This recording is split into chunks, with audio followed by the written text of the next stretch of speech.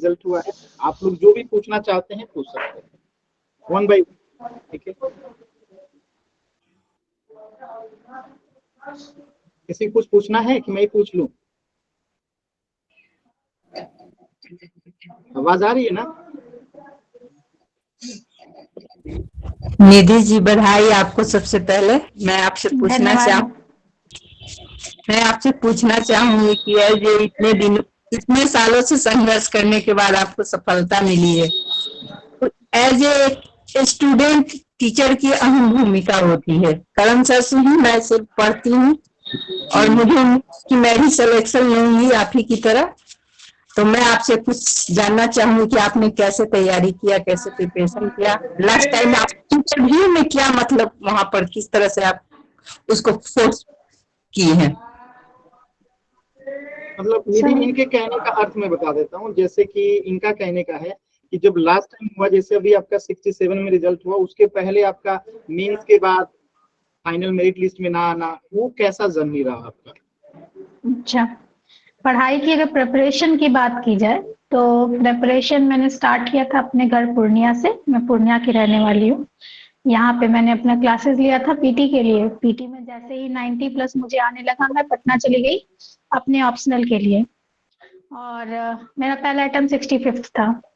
और वहाँ पे मैं एंथ्रो का क्लास ली और जीएस में भी एडमिशन ली थी, लेकिन सर ने अच्छे से क्लास नहीं लिया था, तो फिर मुझे खुद से प्रिपरेशन करना पड़ा। फिर लॉकडाउन आ गया। उस लॉकडाउन के क्रम में मुझे करण सर का सानिध्य प्राप्त हुआ और मेरे जो टॉर्च बेयरर थे वो करण सर थे। मेरा पहला मेंस करण सर के द्वारा ही निर्देशित था कि कैसे मुझे, मेरा नोट्स भी प्रिपेयर नहीं था, मैं बिल्कुल ब्लैंक थी उस टाइम। मुझे कुछ नहीं पता था कि करना क्या होता है मेंस में, क्योंकि मैं ऑप्शनल के सिवा जीएस नाम मात्र का ही पढ़ी थी पटना में। और फिर मैं पूर्णिया आ गई थी घर पे लॉकडाउन के टाइम। सर ने मुझे और मेरा कॉपी चेक करते थे, मेरा ऑनलाइन क्लासेस लेते थे, ऑनलाइन का बैच था वो परचेज की थी। उसके बाद उन्होंने मुझे बताया कि नोट्स बनाना है, नोट मेकिंग मैंने स्टार्ट किया, तब तक मेरा मेंस आ गया। और पहला मेंस मेरा कुछ नंबर से छूट गया था, 3 नंबर से छूटा था। निधि आप जुड़ी थी, याद होगा आपको एकदम। बिल्कुल बिल्कुल, एग्जाम के लास्ट बस मोमेंट पे जुड़ी थी हमसे वो। हाँ बिल्कुल, एग्जाम के जस्ट 1 महीने पहले मैं जुड़ी थी सर से, और उसमें ही जितना नोट हो पाया मैंने बनाया। और पहला मीन्स मेरा 3 नंबर से रह गया था। उसके बाद मुझे सर का हमेशा गाइड मिलता रहा। सर का नोट, सर का कंटेंट इनफ है। सर का कंटेंट को पूरे आप लोग ये समझ लीजिए कि वो यूपीएससी लेवल का कंटेंट देते हैं सर। उसमें जरा भी आप लोग शक मत कीजिएगा। सर का कंटेंट, सर की पढ़ाई को आप लोग डाइजेस्ट कर लीजिए, उतना मेंस तक के लिए इनफ है। आप अपना नोट बनाइए, अगर आपको अपना नोट अच्छा लगता है तो आप अपना नोट बनाइए अच्छे से। हर एक सब्जेक्ट की अलग अलग कॉपी बनाइए, अपना नोट बनाइए। पहली बार यही गलती की थी तो मैंने नोट्स ही नहीं बनाया था, मुझे कुछ पता ही नहीं था। दूसरे बार मैंने सर का गाइडेंस के अंदर मैंने सारा नोट बनाया। और उसके बाद दूसरा मेंस जो है, मैं इंटरव्यू तक गई थी और वहां पे 13 नंबर से मेरा फाइनल मेरिट नहीं बन पाया था। और इस बार भगवान की कृपा से मेरा फाइनल रिजल्ट हो गया है। तो अगर मेरा मेंस स्ट्रांग हुआ है तो सिर्फ और सिर्फ करण सर के गाइडेंस के कारण ही, क्योंकि उन्होंने मुझे, जो सबसे मूल होता है आपका नोट बनाना, answer writing is the last thing, the first thing is to make your note properly. Every subject का नोट आपका प्रॉपर होना चाहिए, जिसको आप बार बार रिवीजन करें और वही जाके आप लिख के आते हैं। आप अगर टेस्ट भी देते हैं तो उसी नोट के बेसिस पे आप कोई भी आंसर को डील करते हैं। एग्जाम में भी आजकल क्वेश्चन इतने डायनामिक है, लेकिन आपका जो बेसिक है वो आपके मन में क्लियर होना चाहिए। देखिए, निधि को मैंने कुछ नहीं कहा है कि क्या बताना है, तो ये निधि का अपना खुद का ओपिनियन है। बाकी आप लोग क्लास में जो महसूस करते हैं वो आप लोग जानते हैं, ठीक है। कई कोचिंग इतने अच्छे तरह से आपने बताया हैं, टॉपर से कवाया जाता है। मैंने निधि को कुछ नहीं बोला है, पहले मैं बता देता हूँ। कोई ये नहीं कहेगा कि कान सर के कहने पे कह रही है निधि, ऐसा कुछ नहीं है, ठीक है। आप में से और किसी को कुछ पूछना है, पीटी मेंस इंटरव्यू कुछ भी आप लोग को जानना है तो पूछ लीजिए। बाकी मैं निधि से कुछ सवाल पूछूंगा जिसका निधि जवाब देंगी। बाकी आप लोग को कुछ पूछना है तो पूछ लीजिए, पहला मौका आप लोग को मैं दे रहा हूँ। कोई भी कुछ पूछना चाहता है पूछ लीजिए, नहीं तो फिर मैं पूछूंगा। मैम, नोट्स प्रिपेयर कैसे करना है? नोट प्रिपरेशन अगर आपने सर का क्लासेस लिया है तो सर हर एक चीज टॉपिक वाइज पढ़ाते हैं। जैसे सर संविधान शुरू करते हैं तो आर्टिकल 13 को भी नहीं छोड़ते हैं, जो अक्सर हर टीचर छोड़ देते हैं। आर्टिकल 13 मैंने सर से पढ़ा, फिर मैं जानी कि आर्टिकल 13 भी इतना इम्पोर्टेंट होता है। तो जब भी आप न्यायिक सक्रियता के बारे में जानेंगे और आर्टिकल 13 को नहीं जानेंगे तो बिल्कुल वो जीरो है फिर आपका आंसर। तो इसलिए अगर आप सर का नोट्स का, सर के कंटेंट को, सर के पढ़ाई को आप अपने शब्दों में निचोड़ करके पॉइंट वाइज नोट्स बनाइए। कोई भी टॉपिक लीजिए, उस पे एक पन्ने का नोट्स आपके पास एकदम कंसाइज वे में होना चाहिए, जिसको आप बार बार रिवाइज कर सके। एक तो सर जो क्लास ले रहे हैं वो तो आप क्लास में लिख रहे हैं, वो हो गया डिटेल। उसका शॉर्ट फॉर्म, मेरा जो आदत था, मैं स्टार्टिंग से ही, मैं स्कूल टाइम से ही शॉर्ट नोट्स अपना बनाने का मुझे आदत है। तो शॉर्ट नोट्स को बनाते जाइए। जैसे न्यायिक सक्रियता हुआ, उसका एक शॉर्ट नोट, उसमें ये आर्टिकल लिखना है, ये पॉइंट लिखना है, ये वाद लिखना है। तो इस तरह से अपना नोट एक जगह पे हर सब्जेक्ट का, हर टॉपिक वाइज शॉर्ट नोट्स बना के रखिए। और कोई?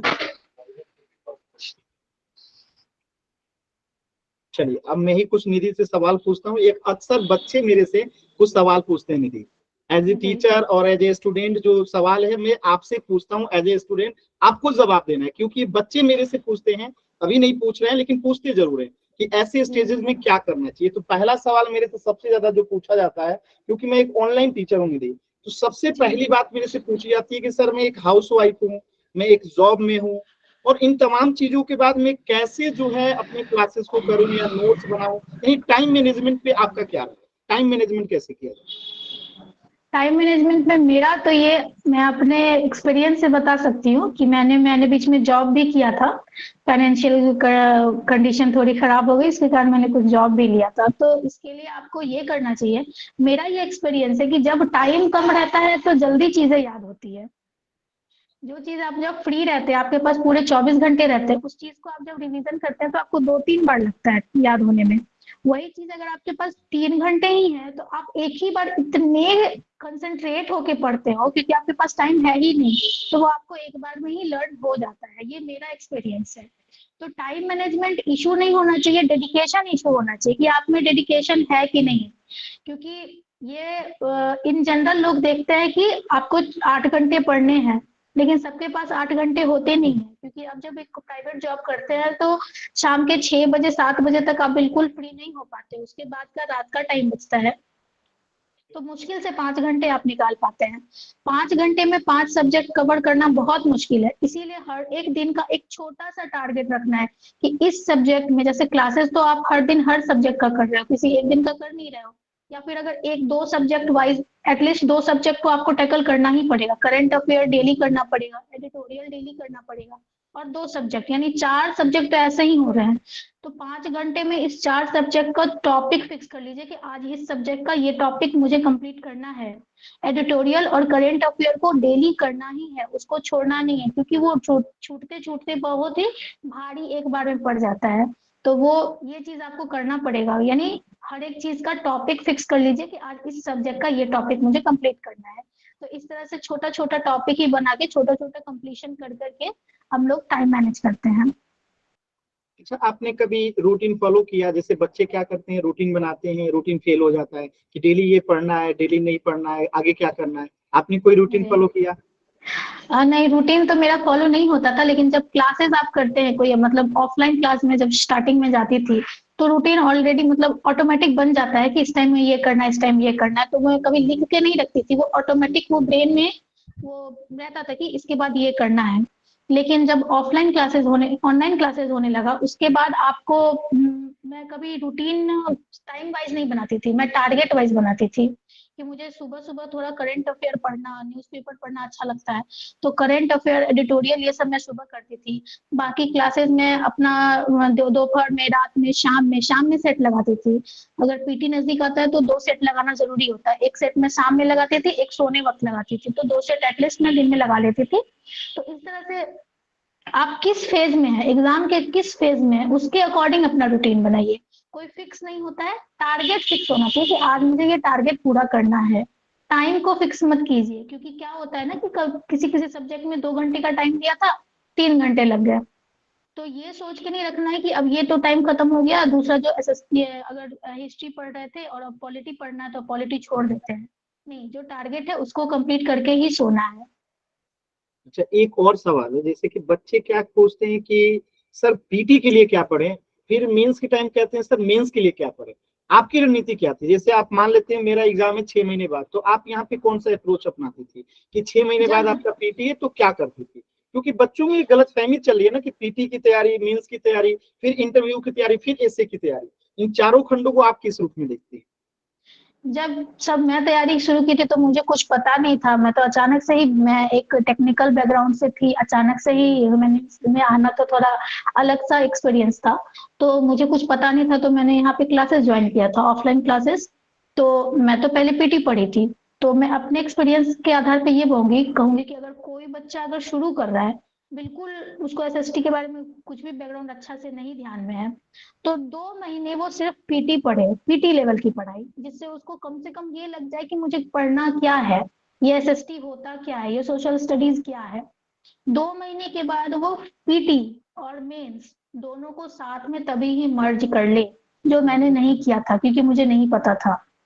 ठीक है, क्योंकि मैं बिल्कुल ही इनिशियल फेज में थी और यहाँ पे वैसा इन्वायरमेंट था नहीं, यहाँ पे सब वनडे एग्जाम की ही प्रिपरेशन करते थे और मैं भी इसी सोच से शुरू की थी।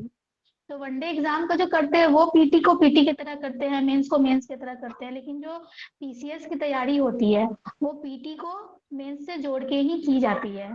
ठीक है, तो जब पीटी को आप 2 महीने 3 महीने पढ़िए, 3 महीने से ज्यादा पीटी पे नहीं, उसके बाद आप मेंस को जोड़ लीजिए और मेंस का क्वेश्चन देखते हुए मेंस के टॉपिक्स को ही पढ़ाई कीजिए। मेंस के टॉपिक से ही पीटी निकल सकता है। और आजकल का क्वेश्चन बीपीएससी में ऐसा आ रहा है कि आप बिना मेंस के डेप्थ नॉलेज के बिना आप पीटी का फैक्ट भी क्लियर नहीं कर सकते हैं। तो इसलिए मैं कहूंगी कि 2-3 महीने अपना ब्रशअप कर लीजिए और उसके बाद फिर मेंस को साथ फाउंडेशन कोर्स कीजिए। अच्छा, एक सवाल और, ये सिर्फ आप ही जवाब दे पाएंगे, क्योंकि जब आप मेरे से जुड़ी थी तो आपका पीटी प्रिपेयर्ड था और मेंस में आप बहुत ज्यादा मतलब वीक थी, और आपके सामने मेंस दिख रहा था, 2-3 महीने के अंदर मेंस था, और आप बहुत ज्यादा घबरा गई थी कि नहीं मुझे रिजल्ट अब की बार लेना है सर, आप बस बता दीजिए क्या करना है। ये घबराहट मैंने आप में देखा था और मैं हमेशा समझाता था कि करना क्या है। तो एक गलती जो आपने फर्स्ट दौरान किया था, जल्दी जल्दी चीजों को कवर करने की, बाकी किसी के साथ ऐसा होता है तो आप क्या कहेंगे, मतलब ऐसे कंडीशन में क्या करना चाहिए? क्योंकि मैं आपको जैसे हमेशा ये समझाता रहता था कि ठीक है हो जाएगा, करते रहिए हो जाएगा। तो ऐसे कंडीशन में क्या करें, आपने क्या इस पे रिएक्ट की? अब क्या लगता है कि मैंने उस समय आप गलती कर रही थी, सही कर रही थी, क्या कर रही थी? वो मेरे मन में दुविधा इसलिए थी क्योंकि मेरा सब कुछ बिखरा हुआ था, मेरे पास था तो सब कुछ कंटेंट, लेकिन सब बिखरा हुआ था। तो और आपने जब मुझे नोट मेकिंग में कहा तब तक बहुत लेट हो चुका था। तो मैं ये कहूंगी कि अपना मेंस का क्लासेस तो करते जाइए, लेकिन अपना नोट भी प्रिपेयर करते जाइए। उससे क्या होता है, आपका जो मनोबल होता है ना वो स्ट्रांग होता है। जैसे मैं कितनी घबराहट में थी क्योंकि मुझे तो कुछ याद ही नहीं, क्योंकि मेरा सब कुछ स्कैटर्ड था, सब कुछ स्कैटर्ड था, मेरे पास हर चीज का नोट्स तो था, मैं पढ़ी नहीं थी, पूरे चीज को पढ़ नहीं पाई थी, और हर चीज मेरे पास मतलब कंसोलिडेट नहीं था। तो हर नोट को पढ़ाई करते हुए कंसोलिडेट करते ही जाएं, उसमें आप सोचे नहीं कि इसको बाद में करेंगे। उससे क्या होता है ना कि आपके मन में कंसाइज रहता है कि मेरे पास ये है, इसका नोट्स है, मेरे पास पॉलिटी का इतना टॉपिक हमको पढ़ना है। यहाँ फर्स्ट बार तो मुझे पूरा टॉपिक भी ध्यान में नहीं था कि मुझे क्या क्या पढ़ना है या मैंने अभी तक क्या क्या पढ़ रखा है। तो उसका एक नोट जब रहता है ना तो विद्यार्थी के मन में एक मतलब कॉन्फिडेंस रहता है कि मैंने ये पढ़ रखा है, बस एक बार देखूंगी तो हो जाएगा। बाकी आप लोग पूछ लीजिए, कुछ पूछना चाहते हैं तो। कोई भी किसी भी व्यक्ति को किसी भी टाइप के सवाल हो जो आपको लगता है कि रिजल्ट से रिलेटेड आपको कुछ जानना है, कुछ विशेष, तो पूछ लीजिए। किस किस बुक को फॉलो की थी मैम आप? देखो, स्टार्टिंग में मुझे कुछ बुक्स के बारे में तो पता नहीं था, तो जो भी किसी भी इंस्टीट्यूशन का आपके पास नोट्स है आप उस पे ही पूरे फोकस कीजिए। सर का नोट्स है, सर का नोट्स तो यूपीएससी लेवल का, मैंने पहला ही लाइन कहा था कि सर का कंटेंट यूपीएससी लेवल का है, क्योंकि सर ने खुद ही यूपीएससी का प्रिपरेशन किया है और दिल्ली के बहुत अच्छे इंस्टीट्यूट से जी सर पढ़े जी। हुए हैं, तो उनका नोट्स, उनका कंटेंट काफी अच्छा है। उनके नोट्स को, कंटेंट को ही आप सर्वे सर्वा मान के आप मेंस का तैयारी कर सकते हैं, और मेंस ही मेन होता है। मतलब अगर कोई आपको रैंक दिलाता है या फिर आपको सिलेक्शन दिलाता है वो तो मेंस होता है, क्योंकि इंटरव्यू अनप्रिडिक्टेबल होता है, हमारे हाथ में सिर्फ मेंस होता है। तो उसकी तैयारी आप जितने अच्छे से कर सको, जितना अपने आप पे वो कॉन्फिडेंस ला सको, वो मेंस ही होता है। तो मेंस की तैयारी आप सर के नोट्स को, सर सारा सब्जेक्ट पढ़ाते हैं और सारा सब्जेक्ट का बहुत ही अच्छा टॉपिक वाइज पढ़ाते हैं। साइंस एंड टेक देख लो या फिर कोई भी सब्जेक्ट, इकोनॉमिक्स तो सर का सब्जेक्ट ही है। और मतलब हर एक सब्जेक्ट, पॉलिटी मेरा इतना अच्छा हो पाया तो मैं इसका भी क्रेडिट सर को दे पाऊंगी, क्योंकि मैंने उसके बाद अगर कोई बुक भी पढ़ा है तो वो लगा कि नहीं, ये तो सर हमको बताए हैं, ये तो सर बताए थे। एक बच्चे बड़ी ये भागते हैं एम लक्ष्मीकांत के पीछे, मतलब बताइए मेरे से पॉलिटी पढ़ने के बाद आपको लगता है कि लक्ष्मीकांत में कुछ एक्स्ट्रा मिलता है? नहीं सर, आपका नोट्स तो ऑलरेडी एक आंसर है, एक मॉडल आंसर है। आपको नोट से बाहर जाना मतलब अपने आप को वेस्ट करना, अपने एनर्जी को। एम लक्ष्मीकांत ठीक है, वो पीटी लेवल के लिए है, मेंस के लिए भी ठीक है। अगर आपके पास कोई गाइडेंस नहीं है तब तो आप वहां पे वो लक्ष्मीकांत पढ़ें। इम्पोर्टेंट है। जी, और कोई जहाँ पे सवाल सर आपने आपको पढ़ा भी रहे हैं, समझा भी रहे हैं, क्योंकि अरे बुक आपको आपके टाइम पढ़ाता पे है। डांट भी रहे हैं। आपके टाइम तुम्हें ज्यादा क्लासेज और नोट्स नहीं दे पाता था। आप लोग के टाइम तुम्हें बहुत कम कर पाता था, क्योंकि मैं उस जी समय फुल टाइम नहीं था। लेकिन अभी जो है इन लोगों के लिए हर चीज मैंने व्यवस्था कर दिया, नोट्स पीटी में सब दे दिया, टेस्ट सीरीज आंसर राइटिंग का मॉडल उत्तर भी देना प्रारंभ कर दिया। तो कुल मिला के मैं बस यही चाहता हूँ कि बच्चे सुन ले, आपसे जान ले कि चीजें कैसे करनी है। और बाकी जिनके सवाल है पूछ लीजिए आप लोग, ठीक है? जो भी सवाल है आपके पूछ लीजिए। हेलो, हाँ सुतोष जी पूछ लीजिए। Congratulation ma'am. Thank you.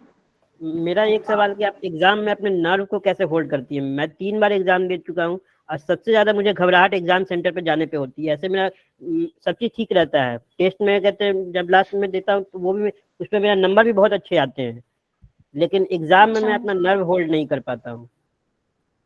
अच्छा, तो इसका 2-3 उपाय है। या तो आप डेली बेसिस पे मेडिटेशन कीजिए, क्योंकि मैंने भी किया है इसको।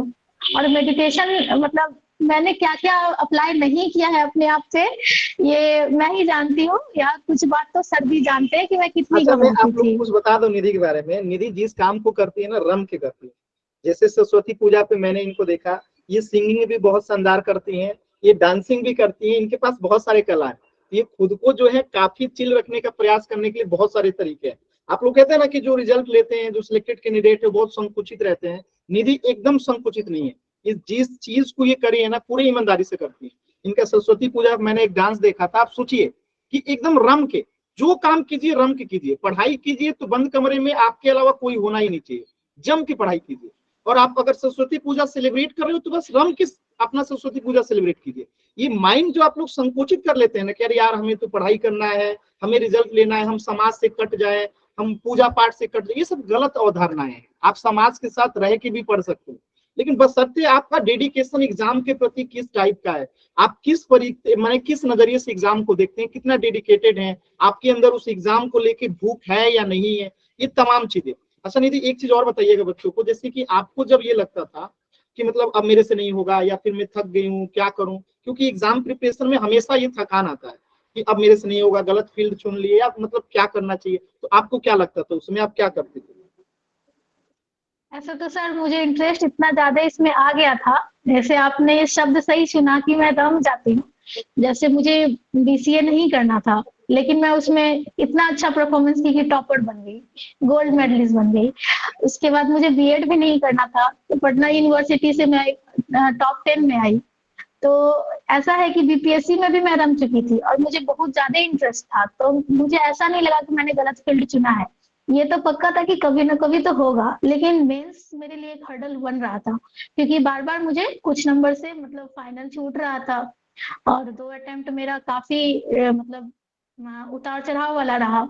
इसलिए मुझे ये लगता है कि आपको 2-3 चीज इम्पोर्टेंटली फोकस्ड होना चाहिए कि आप ऑप्शनल क्या चुन रहे हैं। जैसे मैंने ऑप्शनल गलत चुना है, ठीक है, मैं अभी तक कहूंगी कि मेरा अगर मार्क्स कम आता है तो ऑप्शनल, मेरा ऑप्शनल एंथ्रोपोलॉजी था, और एंथ्रोपोलॉजी शायद ही जो है वो अच्छे मार्क्स दिलाता ये है। समस्या इस समय हल हो चुका है, यूपीपीसी से ऑप्शनल हट चुका है और बीपीएससी में क्वालिफाइंग हो गया जी, बीपीएससी से भी कोई इसमें अब दिक्कत नहीं है। अगर रहता तो मैं इस अगले अटेम्प्ट में हो सकता है इसको बदल भी देती। ठीक है, अगर आपका साहित्य अच्छा है जैसे मेरा साहित्य अच्छा था, लेकिन मुझे कोई बताने वाला नहीं था कि उसमें इतना अच्छा मार्क्स आता है। जैसे हिंदी साहित्य, इंग्लिश लिटरेचर या फिर संस्कृत साहित्य, आप अगर मैथिली है हमारा एरिया में, तो अगर आप इसको इजीली टैकल कर सकते हैं तो ये सब्जेक्ट कीजिए, वो सब्जेक्ट ऑप्ट कीजिए जो अच्छा मार्क्स दिला रहा है।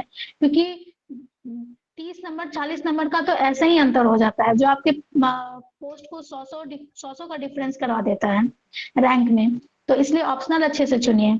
और जहां तक सर का क्वेश्चन था कि अगर डिप्रेशन होता है उस टाइम क्या करना चाहिए, तो डिप्रेशन के समय 1 दिन का लीव ले लीजिए, कहीं घूम लीजिए, घर चले आइए, ठीक है। या फिर अपने टीचर से, मैं तो सर से बहुत बात करती थी, मतलब कभी भी परेशान हुई तो सर को कॉल लगा देती थी कि सर ऐसे ऐसे हो रहा है, इतना परेशानी हो गया है, कुछ समझ नहीं आ रहा है। सर हमेशा बोलते थे कि आपका होगा, आप बस ऐसे पेशेंस से पढ़ाई कीजिए, थोड़ा देर मन करे तो रो लीजिए, कोई दिक्कत नहीं है, रोने में भी कोई परेशानी नहीं है। It's also type of emotion, जैसे इंसान हंसता है तो वैसे रो भी सकता है, तो थोड़ी देर रो भी लीजिए, रोने से मन हल्का होता है। तो बस अपना एकांत में अपने अपने एंजाइटी को एकांत में रखिए, और जो बहुत क्लोज हैं, जो आपको रियली आपके वेल विशर हैं, उनसे आप शेयर कीजिए। वो जरूर आपको इतना हिम्मत देंगे, इतना हिम्मत बांध देंगे कि फिर आपको फिर से तैयारी में लग जाना है। तो वही आधा दिन आपका वेस्ट होगा, लेकिन उसके बाद जो आप बूस्टअप होइएगा तो वो कवर अप हो जाता है। सही। और किसी को कुछ पूछना है? देखिए निधि से मैंने 10 मिनट ही लिया था, 22 मिनट हो गया है, तो जल्दी से बता दीजिए किसी को कुछ पूछना है तो। एनीवन? सर हम एक चीज और पूछना चाहेंगे निधि जी से। पूछिए नूतन जी, जल्दी से। हाँ निधि जी, इंटरव्यू से रिलेटिव थोड़ा हमको अंदर से संशय रहता है कि मतलब किस टाइप का, तो कुछ ऐसे सवाल जो आपको याद हो अगर अभी कि हाँ पूछा गया था बता देते तो अच्छा रहता। इस बार इंटरव्यू में देखा जाए तो स्टार्टिंग मेरा जो बोर्ड मेंबर थे, जो चेयरपर्सन थे, चेयरपर्सन ने पहले मेरे इंट्रो पूछा कि आपने ग्रेजुएशन कब किया है, आपका सब्जेक्ट क्या था, आपका ऑप्शनल क्या है, आपकी हॉबी क्या है। इसके सिवा उन्होंने पूछा था कि मैग्ना कार्टा के बारे में जानते हैं, ये पूछा था, मैंने इसका जवाब दिया। फिर एग्जैक्ट अगर आपको नहीं पता रहे तो आप नो बोलिए, सॉरी बोलिए, कभी भी अनुमान नहीं लगाना है। और अनुमान वहां लगाना है जो आप आंसर के बिल्कुल नजदीक है, बिल्कुल मील है आप दिमाग से उस टाइम पे, तब आप बिल्कुल गलत अटेम्प्ट नहीं लीजिएगा। क्योंकि मुझे ईयर याद नहीं था तो मैंने सॉरी बोल दिया था कि ये किस साल आया था मैग्ना कार्टा का जो बात था ब्रिटेन में, तो मैंने बोल दिया। उसके बाद वो नेक्स्ट पर्सन के पास गया, उन्होंने नीति आयोग को बहुत ही, मतलब नीति आयोग को योजना आयोग से थोड़ा कंपेरिजन किया, 2-3 क्वेश्चन काउंटर क्वेश्चन हुए थे, नीति आयोग कैसे योजना आयोग से अच्छा है ये मैंने प्रूव करने की कोशिश की। और जबकि वो बोल रहे थे कि नहीं, नीति आयोग तो बिल्कुल वेस्टेज है, वो मुझे ये मतलब इस बारे में एग्री करना चाह रहे थे। वो एक्चुअली जानना चाह रहे थे कि इनको नीति आयोग के बारे में कितना पता है। तो मैंने इसको तो सपोर्ट ही किया, क्योंकि बहुत सारी रिपोर्ट्स निकालती है जो भी इम्पोर्टेंट बात है नीति आयोग की।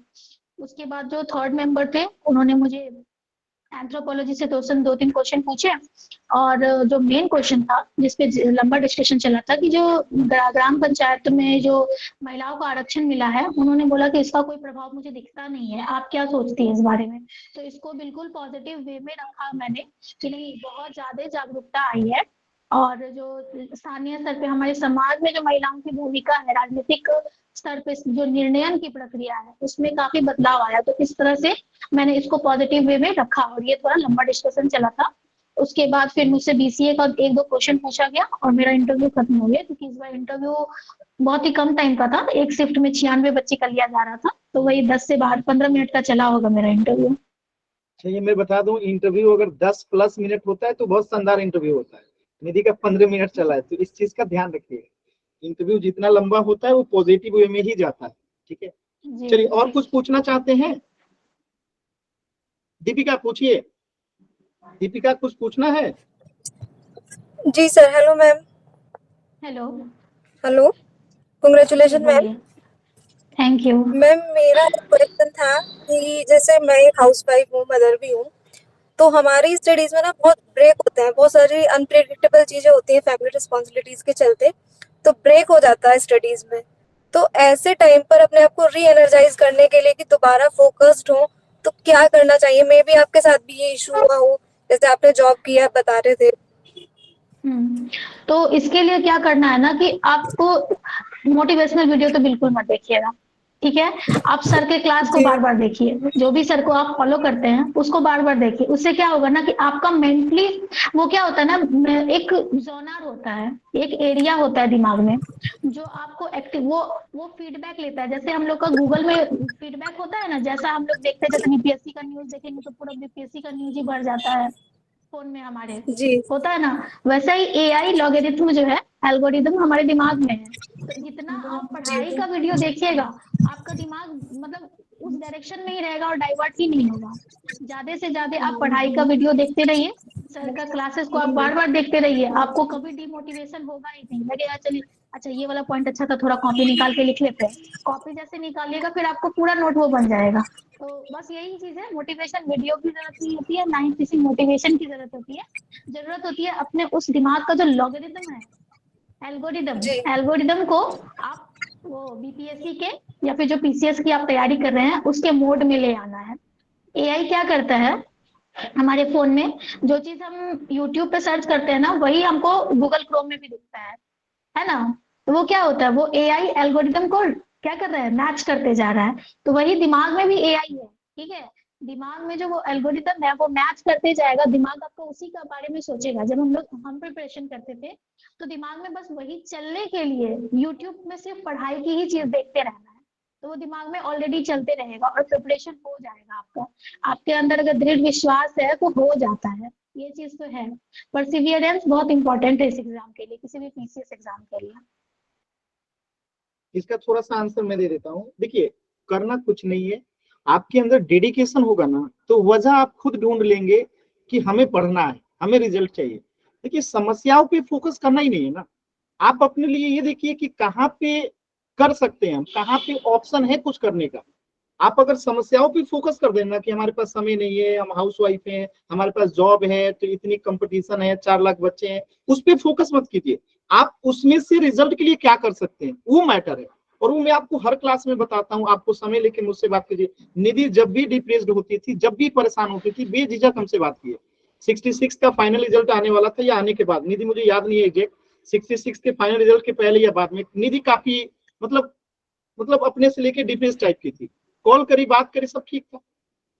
तो परेशान नहीं होना है, सबके जीवन में होता है। निधि से आप पूछ के देखिएगा, रिजल्ट फाइनल आता है तो वो कितना डरावना समय होता है, ठीक है। तो परेशान नहीं होना। और कोई सवाल है पूछ लीजिए आप लोग। एनीवन? ठीक है ना आप लोग का। और कोई सवाल? हाँ बताइए, उषा पूछिए।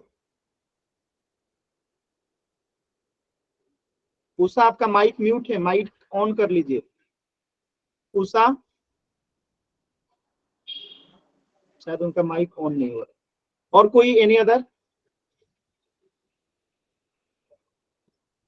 ठीक है ना, कुछ और पूछना है? नहीं पूछना है, चलिए थोड़ा सा मैं निधि के बारे में बताता हूँ। निधि के बारे में बस इतना जान लीजिए कि बहुत जिद्दी है पढ़ाई के प्रति, ठीक है। इन्होंने कभी हार नहीं माना।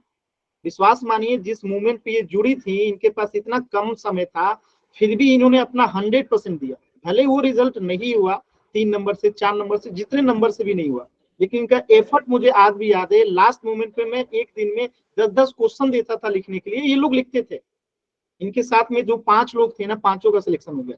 आपको यदि जानना चाहिए, आपको शायद पता नहीं होगा, आपके ग्रुप में पुष्पा सिंह बीपीएससी सिलेक्टेड हो गई, अनकेशा थी वो भी सिलेक्टेड हो गई, एक कंचन थी वो भी सिलेक्टेड हो गई, एक आप थी अभी आपका हुआ है, एक सोनिका थी अभी इस बार इंटरव्यू दी थी, फाइनली नहीं हुआ। तो 5 लोग थे, देखिए 5 का सिलेक्शन हुआ है, और ये 5 काफी डेडिकेटेड कैंडिडेट थे। सोच लीजिए, समझ रहे हैं? तो डेडिकेशन होना चाहिए, ठीक है। बाकी आप लोगों को कुछ पूछना है तो पूछ लीजिए, बाकी एंड करेंगे। डन ना? चलिए निधि, टाइम मैनेजमेंट करना सर आप बता दीजिएगा, ये आपसे वो हम क्वेश्चन है बता मेरा। देंगे, वो हम क्लास में बता देंगे, डोंट वरी। जी जी sir. Thank you Nidhi, thank you. Thank you sir. Thank you sir, thank you ma'am. Thank you sir, thank you sir, हम लोग थैंक यू फिर एवरीवन। दोबारा बुलाएंगे मेन के टाइम आप लोग का। पहले पीटी इतना अच्छा पढ़िए कि निधि अगली बार आए तो आप लोग को मेन से 1 घंटा पूरे समझा के जाए, ठीक है। तो बस पीटी इस बार निकालिए आप लोग, ताकि निधि को अगली बार हम बुलाएं और निधि आप लोग मेन सिखाएं, ठीक है, कि मेंस में कैसे मार्क्स लाना है। मैं 1 घंटा के लिए निधि को बुलाऊंगा, ठीक है। चलिए, थैंक यू, बाय बाय।